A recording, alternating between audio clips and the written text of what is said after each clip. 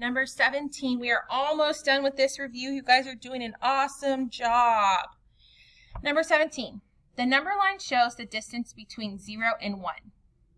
What is the distance from 0 to 1, from 0 to point A? What is the distance from 0 to point A? So I want a fraction, and we're going to count our spaces so we can get our denominator. Good job. 1, 2, 3. Okay?